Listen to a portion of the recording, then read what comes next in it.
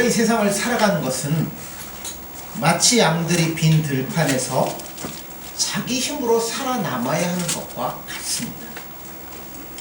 물론 양이 자기 힘으로 넓은 들판에서 열심히 풀을 뜯기도 하고 새끼를 돌보면서 살 수 있지만 양들의 힘만으로는 맹수로부터 자기를 지킬 수가 없습니다. 그리고 혹여라도 심한 가뭄이라도 오면 맹수도 살아남기 힘든데 양들은 더 살아남기 어렵게 되는 겁니다. 우리가 예수님을 믿는다고 하는 것은 마치 이와 똑같습니다. 우리는 이제까지 예수님을 알기 전에는 세상을 맹수처럼 살았어요. 날카로운 이빨, 날카로운 손톱, 이걸 가지고 내가 원하는 것들을 마음대로 취하며 살았습니다. 그런데 어느 날 예수님을 만나고 난 이후부터는 이빨도 다 뽑고 이 손톱도 다 뽑아가지고 아무런 것도 없는 한 마리의 양이 되는 것이 바로 예수 믿는 사람들의 모습입니다. 그러니까 이제부터는 뭐예요? 자기 힘으로 죽도록 뛰어도 살기 힘든 세상에 무기 다 반납했는데 무슨 힘으로 살아갈 수 있겠습니까? 방법이 없어요. 그런데 하나님은 그러한 우리가 이 세상에서 살아남을 수 있을 뿐만 아니라 오히려 다른 사람들의 영혼도 살릴 수 있도록 우리 안에 믿음의 공동체를 허락해 주셨습니다. 그래서 우리는 신앙의 공동체를 통해서 세상을 살아갈 수 있는 힘을 얻을 수 있을 뿐만 아니라 다른 사람을 살릴 수 있는 능력까지도 우리가 공급받을 수 있다는 겁니다. 하나님은 구약 이스라엘 백성들에게 엄청난 복덩이를 주셨습니다. 두 가지를 주셨는데 하나는 율법의 말씀이고 다른 하나는 죄를 씻을 수 있는 성전을 그들에게 주셨습니다. 하나님은 율법의 말씀을 주시면서 아주 유명한 말씀을 예수님 하셨죠. 그 전에도 있지만 인용한 거지만 사람이 떡으로만 살 것이 아니요 하나님의 입으로 나오는 모든 말씀으로 살 것이니라. 이거를 말만 하면 안 되니까 뭐 하신 거예요? 직접 실물 교육을 통해서 보여주신 겁니다. 실제로 이스라엘 백성들을 보세요. 광야에서 농사도 안 지었습니다. 거기서 아침 9시 되면 자 출근합니다. 그러니까 어디 가서 직장에 가서 일을 한 것도 아닙니다. 오직 뭐밖에 안 했어요? 모세를 통한 하나님 말씀이 임하면 그 말씀 붙잡고 순종하기만 했습니다. 무려 몇 년을요? 40년을. 그러나 이스라엘 백성들이 주위를 가만히 둘러보니까 40년 동안 말씀만 붙잡고 살았던 경험이 있어요. 그런데 주위를 가만히 둘러보니까 이방인들이 있는데 이들은 하나님의 말씀이 있는 것도 아니고 성전이 있는 것도 아닌데 나보다도 훨씬 잘 살고 있더라는 겁니다. 그래서 이스라엘 백성들이 유혹을 받기 시작한 거예요. 지금 우리가 답답하게 말씀이나 성전에 매일 필요가 뭐가 있냐? 우리도 쟤들처럼 우리 하고 싶은 대로 마음껏 해보자. 그러면서 말씀과 성전을 팽개쳐버리고 이방인처럼 살기 시작했습니다. 그랬더니 결과가 뭐예요? 다 망해버렸습니다. 북쪽 이스라엘은 아수르 제국에 의해서 망하고 남쪽 유다는 바벨론 제국에 의해서 완전히 멸망을 당해버렸습니다. 이유가 뭘까요?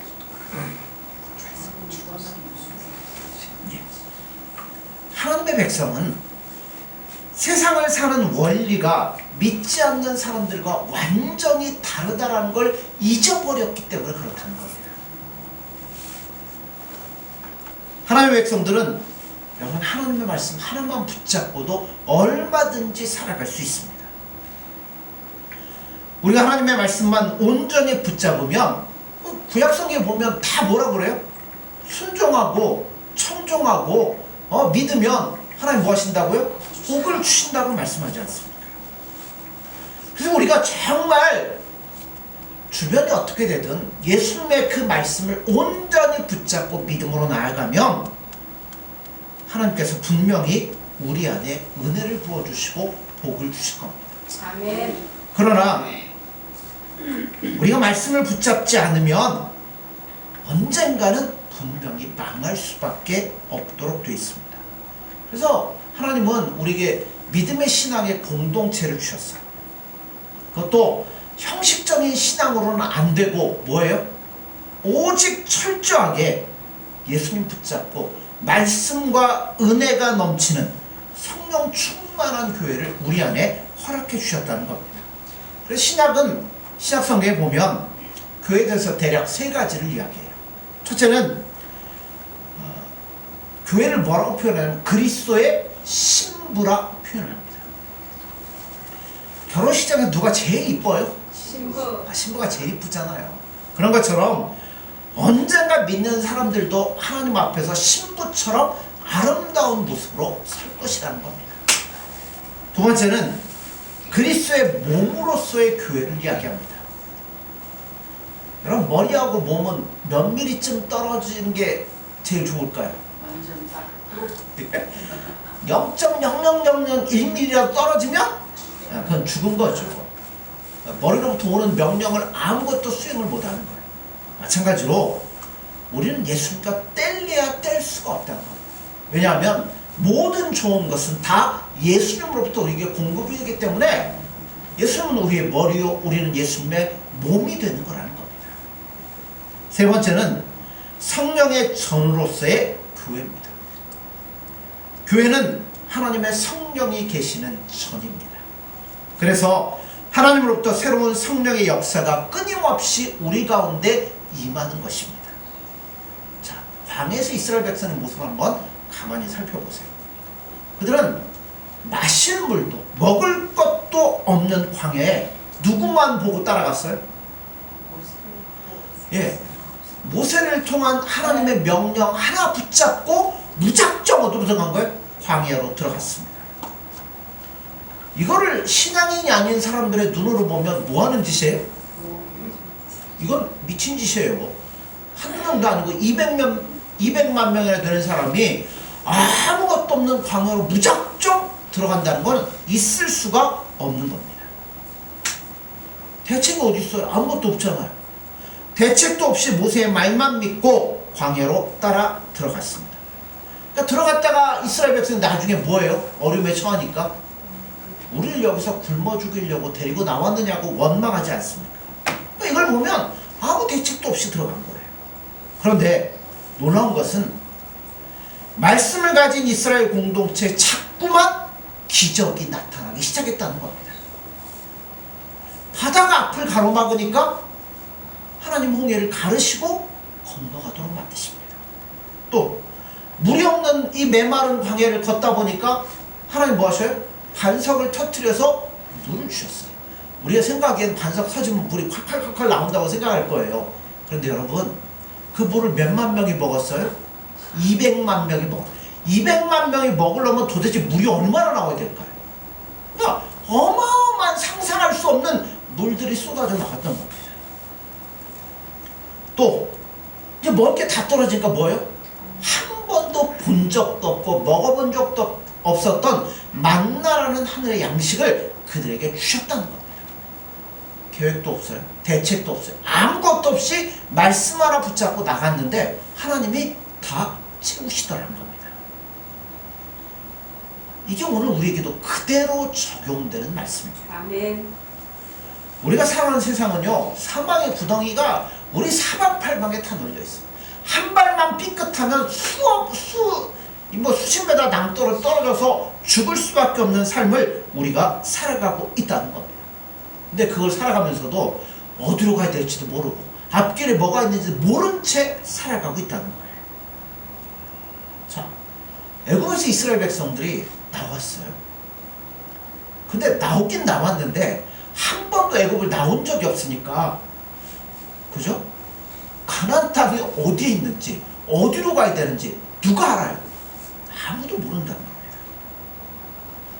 어디로 가면 물이 있는지, 어디로 가야 이게 올바른 땅인지를 전혀 알지 못한 채 무작정 간 거예요. 여러분, 우리도 마찬가지입니다. 우리도요, 이렇게 제가 뭐 이렇게 길지도 않은 인생이지만 살아온 거 보면 굉장히 많은 변화가 있었어요. 예전에는 좋은 직장이라고 사람들이 택했는데 시대가 바뀌니까 그 직장이 전혀 좋은 직장이 안 되더라는 겁니다. 옛날에는 도장 파는 거 이런 거 동네마다 있었잖아요. 근데 요즘은 뭐예요? 찾기가 힘들어요. 인터넷으로나 주문해야지. 요새는 도장 안 찍잖아요. 뭐 사인하거나 아니면 전자서명하거나 다른 것으로만 되니까 도장업의 인기가 사라집니다. 또 옛날에는 카메라 여러분 아시죠? 필름 넣어갖고 착 돌려갖고 착 찍는 거 얼마나 인기였습니까? 근데 디지털 카메라가 딱 등장을 하니까 필름은 어느 순간에 사형산업이 되어버리고 말았습니다. 우리는 미래를 알지 못합니다. 그러나 예수님은 우리 앞에 무엇이 있는지 알고 계십니다. 때론 우리를 구름기둥과 불기둥으로 바른 길로 인도해 주시는 분이 누구냐면 예수님이라는 겁니다. 그래서 우리가 이 어두운 세상에서 살아남으려면 두 가지가 우리에게 필수적으로 있어야 됩니다. 하나는 말씀. 자, 말씀이 육신이 되어 있다는 오셨으니 예수님이죠. 그러니까 누가 중심이 되냐면 예수님이 우리 모임의 중심이 되어야 되는 겁니다. 내 삶의 중심이 예수님이 되어야 된다는 겁니다. 다른 하나는 그 안에 우리가 공동체로 모여야 된다는 겁니다.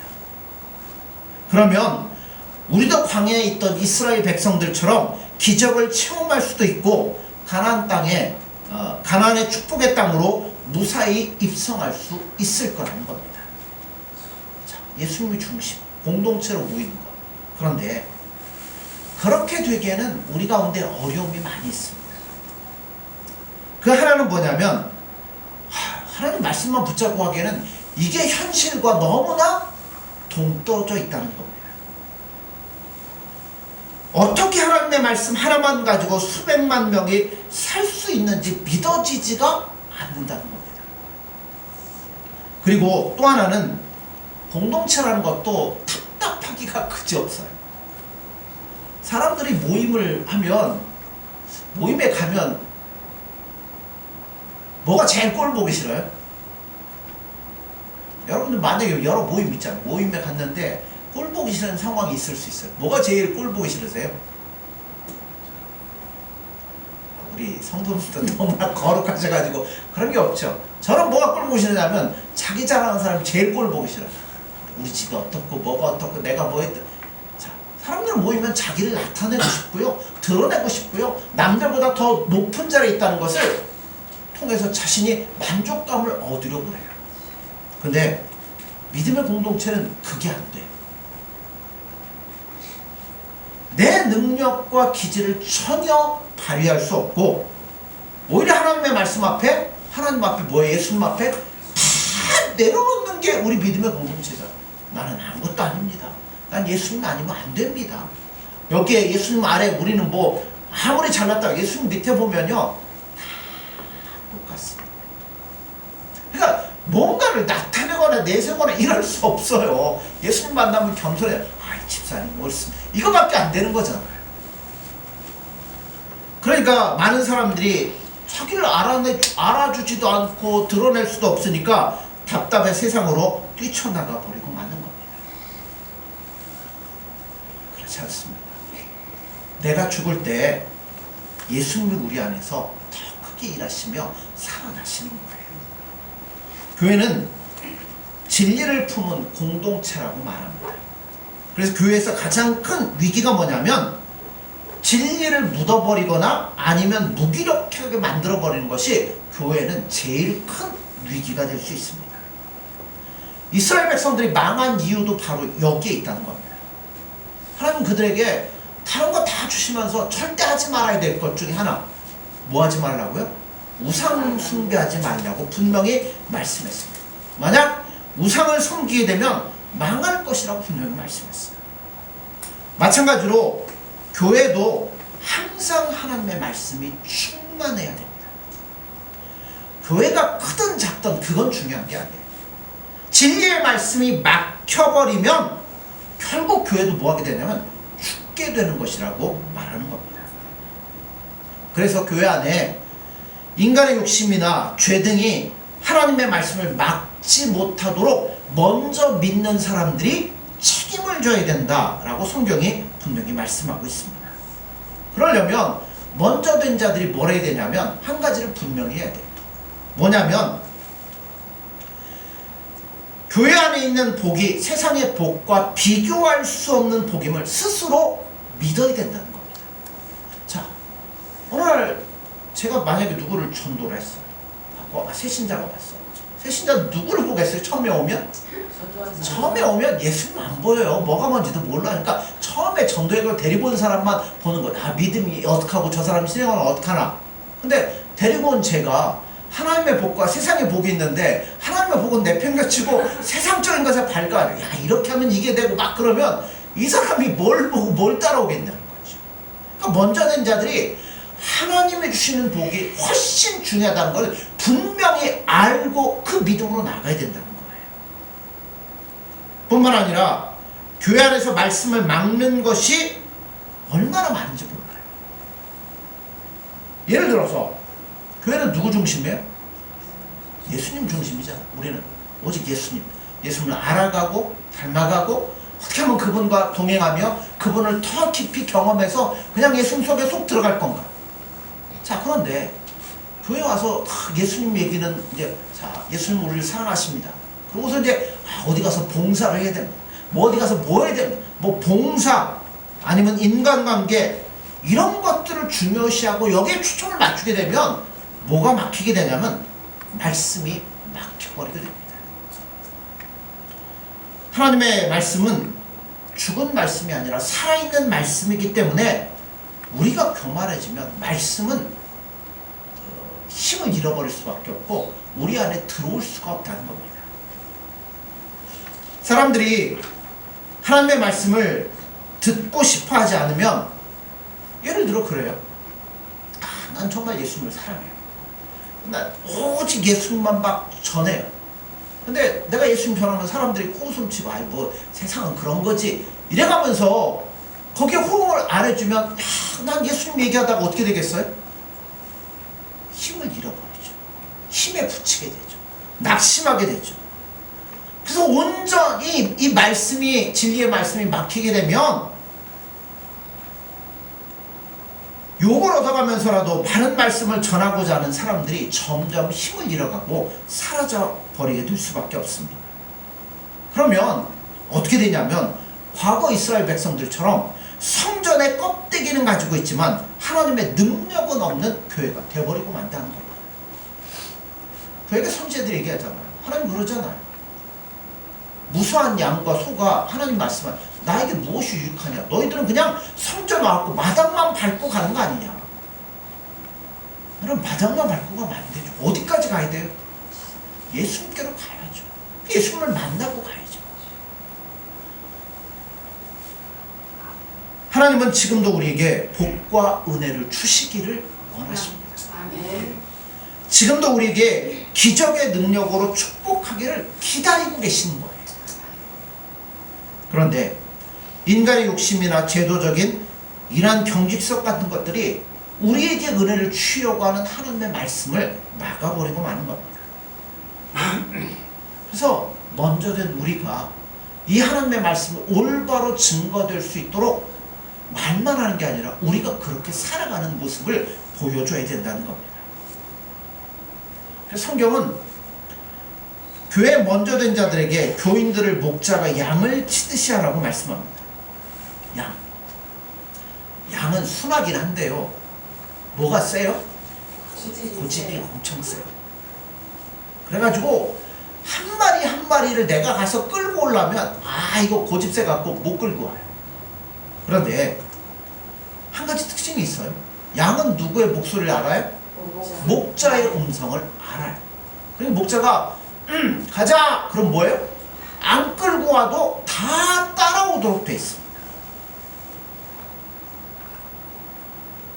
그래서 교회 먼저 된 지도자들은 먼저 믿는 우리가 양이 잘못된 길로 야, 너 왜 그 길로 가냐? 할 게 아니라 뭘 해야 돼요? 그렇죠. 말씀의 소리를 잘 내면 양들은 따라오도록 되어 있다는 겁니다. 목자는 양들을 직접 먹이지는 않습니다. 뭐 하면 돼요? 푸른 풀밭으로 데려가면 양이 자기가 마음껏 풀을 뜯어먹고 살이 찌는 겁니다. 그래서 양들에게는 반드시 목자가 있어야 되는데 그 목자도 좋은 사람을 만나야 돼요. 그죠? 나쁜 목자를 만나면 배불리 먹지도 못할 뿐만 아니라 더 나쁜 목자를 만나면 양들을 갖다 팔아먹기도 하고요. 뭐 늑대나 곰이 양을 습격하면 나만 살겠다고 양 내버려두고 도망가는 목자들도 있을 수 있다는 겁니다.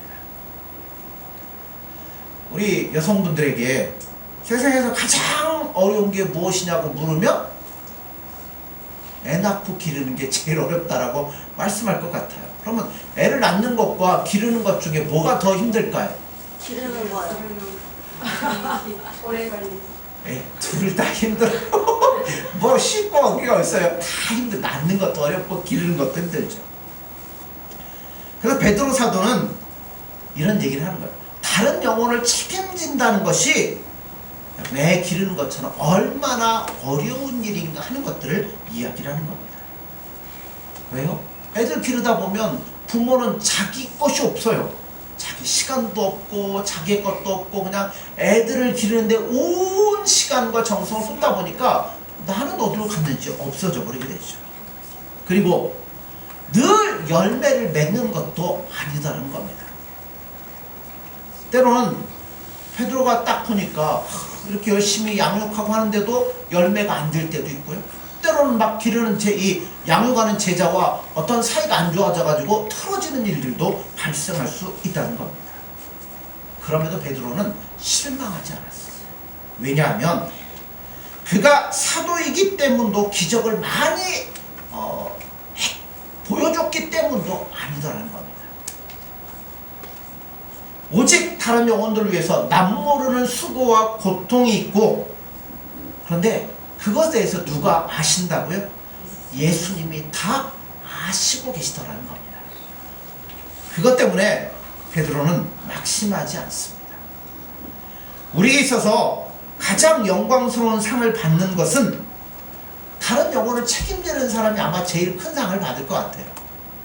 선지자 일을 하면 선지자의 상을 받을 것이고, 의인을 키우면 의인의 상을 받을 것입니다. 근데 여러분, 나 혼자 믿는 것도 힘든데 다른 영혼까지 책임진다는 건 여러분 이거 쉬운 문제가 아니라는 겁니다. 여러분 아이들을 키워보려면 해산하는 수고도 있어야 되고요. 뭐 수많은 실패도 있고 그런 게 많아요. 그러니까 여러분 결코 쉽지 않지만 그 수고로 인해 예수님의 영광에 참여하게 될 것이고 예수님이 우리에게 영원히 시들지 않는 멸류관을 주실 것이라고 분명히 말씀하고 있다는 겁니다. 사랑하는 성도 여러분들, 우리 예수님 붙잡고 다른 영혼들에 대해서 관심을 가지셔야 돼요. 교회에서는 모두가 말씀을 가르치는 자는 아닙니다. 대부분의 사람들은 말씀으로 양육받으면서 신앙적으로 자라는 거죠. 성경에는 이들을 뭐라고 표현하냐면 젊은이들이라 이렇게 표현하면서 이렇게 권면을 합니다. 많은 젊은이들이죠. 과연 하나님의 말씀대로 살아서 우리가 성공할 수 있느냐? 그것만 확실하다면 젊은이들이 뭐 하겠어요? 열정도 있잖아요. 힘도 있잖아요. 얼마든지 주님을 위해서 기쁘게 살아갈 거라는 겁니다. 근데 그게 쉽지가 않죠. 왜냐하면 우리끼리만 살면 돼요. 그죠? 예수 믿는 사람끼리만 모여가지고 살면 뭐 걱정할 게 없죠. 근데 우리는 우리보다도 안 믿는 수많은 사람들이 우리 주변에 있잖아요. 그래서 세상에서 성공해서 잘 사는 사람들이 눈에 딱 들어온다는 거예요. 젊은이들이 관심을 가지는 게 뭐가 있을까요? 직장을 다니고, 남자들 직장을 다니고 돈을 어느 정도 벌면 뭐에 관심이 있죠? 차. 그쵸? BMW, 뭐, 이런 벤츠, 뭐, 이런 거에 관심이 딱 가잖아요. 또 그렇습니까? 돈이 많으면, 직장을 좋은 데 다녀서 돈을 많이 벌면, 이제 옷 같은 것에도 차림이 달라지고요. 좀 여유가 생기면 사람들을 대하는 태도도 달라지죠. 뭐 친구들 만나면, 야, 내가 한턱 쏠게. 뭐, 이런 것처럼 달라지기 시작합니다. 그래 젊은 사람들이 이런 것들을 중요하게 생각해요. 뿐만 아니라 젊은 사람들은 자기 안에 있는 열정을 모두 발산해보고 싶어합니다. 그러니까 젊은 사람들이 세상을 좋아할 수밖에 없어요.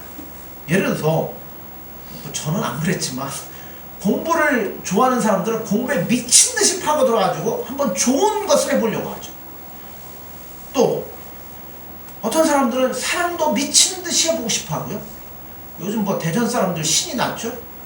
네, 한화가 막 어제 막 그 비행기 뭐 블랙 이글인가 뭐 이렇게 슉 날아가면서 그 쇼도 했나 봐요. 그러면서 문자 메시지도 왔는데 대전 사람들 요새 신이 났죠. 젊은이들. 저번에 어디 갔다 오다 보니까 그 보문산 오거리 지나오는데 사방팔방에서 옷 입은 젊은 애들이 막 가방들 뭐들 뭐 사방팔방 막 야구장으로 모여들더라고요. 때로는 뭐 축구, 야구 이런 데 가서 경기를 보면서 마구 소리를 지르면 속이 시원해지기도 합니다. 근데 교회만 오면 뭐라 그래요? 하박국 2장 20절에 보면 여호와는 그 성전에 계시니 온 천하는 그 앞에서 잠잠할지어다. 가만히 있으래요. 조용히 하래요. 그러니까 교회는 내 열정도 내 생각도 줄여야 되므로 답답해서 젊은이들이 견디지를 못하는 겁니다. 그러나 성경은 이렇게 말씀하죠. 영적인 가르침을 받는 자들에게 순복하라고 권면하십니다. 왜냐하면 이것이 우리를 양육시키는 예수님의 방법이기 때문에 그렇다는 겁니다. 예를 들어 아무런 간섭도 안 받고 내 마음대로 하고 싶은 대로 하면 좋지만 그 결과는 언제나 제자리일 수밖에 없다는 겁니다. 하나님은 누구를 제일 기뻐하시냐면 겸손한 자를 제일 사랑하십니다. 이 겸손한 자는 우리가 지난번에 불시험 이런 얘기를 했잖아요. 금을 정렬하는 것보다 더 겸손하기는 정말 어렵습니다. 보통 사람들은요 시험 당하고 환난 당하고 조금 겸손해지는 것 같아요. 별것 아닌 것 같이 조금 낮아집니다. 그런데 별것 아닌 것 같지만 그걸 누가 기뻐하시냐면 예수님이 정말 기뻐하신다는 겁니다. 우리가 하나님의 말씀을 배우는 것은 자기 영혼의 등불을 켜는 것과 똑같다는 겁니다. 예수님은 사람이 등불을 켜서 통 속에 두지 않고 침대 밑에 두지 않고 어디다요? 높은 데다 매두어서 온 방을 비추게 한다고 분명히 말씀합니다. 우리가 예수님을 사랑하고요. 예수님 말씀 듣고 우리가 조금씩 변화되는 것은 뭘 켜는 것과 같냐면 등불을 켜는 것과 똑같다는 겁니다. 지금은 나약한 것 같고 연약한 것 같고 아무것도 아닌 것 같지만 언젠가 때가 되면 반드시 세상을 비추도록 만드실 거라는 겁니다. 아멘. 그러니까 여러분 말씀만 붙잡고 살면 우리 성공할 수 있을까요? 예, 때가 되면 할 수 있습니다. 근데 지금은 때가 아닌 것 같습니다. 왜냐하면 주님이 나를 더 높은 곳으로 사용하시고자 능하신 손으로 나를 누르고 계시기 때문에 그래요. 그런데 여러분 누르기만 하실까요? 손바닥 위에 올려서 높은 곳으로 세우실 수 있는 분도 예수님이라는 겁니다. 낮추시기도 하고 높이기도 하고. 그럼 사랑하는 성도 여러분들 오직 예수님을 마음에 두십시오. 아멘. 예수님 붙잡고 가면요 우리 절대 망하지 않습니다. 아멘. 마태복음에 늘 얘기하잖아요. 뭘 먹을까 뭘 입을까 무엇을 마실까 너희는 염려하지 마라. 오직 그 나라와 그의 의를 구하라. 그리하면 이 모든 것을 우리에게 더해 주신다고 말씀합니다. 사랑하는 성도 여러분들 모든 것은 주님의 손에 있습니다. 아멘. 예수님만을 사랑하고 예수님과 즐거이 동행할 수 있는 저와 여러분들 되어지기를 간절히 소원합니다. 아멘. 많은 사람들이 말씀만을 붙잡고 예수님 앞에 자신을 낮추는 것을 힘들어합니다. 아직도 우리의 기질 속에는 나를 드러내고 내 뜻대로 살고 싶은 더러운 욕망과 욕심이 너무나 많아서 우리를 예수님으로부터 멀어지게 만들 때가 너무나 많이 있습니다. 예수님, 우리도 제어 못하는 이것들을 예수님 우리 마음속에 찾아와 주셔서 붙잡아 주시고 오직 우리의 시선이 예수님만을 향할 수 있도록 도와주셔서 예수님으로 인해 기뻐하고 예수님으로 인해 즐거워하고 예수님 때문에 행복할 수 있는 복되고 아름다운 삶이 될 수 있도록 함께하여 주옵소서. 아멘. 예수 안에 있는 삶은 절대 망하는 일이 없습니다. 모든 것들을 붙잡고 계신 그분께서 언젠가 때가 되면 우리 안에 가장 좋은 것으로 가장 좋은 때 모든 것들을 주시리라 믿습니다. 아멘. 그날을 바라보며 우리 이 땅에서 더 묵묵히 우리가 정금처럼 연단되어 주님을 기쁘시게 하며 우리도 기뻐할 수 있는 아름다운 삶을 만들어갈 수 있는 복된 삶이 되도록 축복하여 주옵소서. 아멘. 예수님의 이름으로 기도드립니다. 아멘.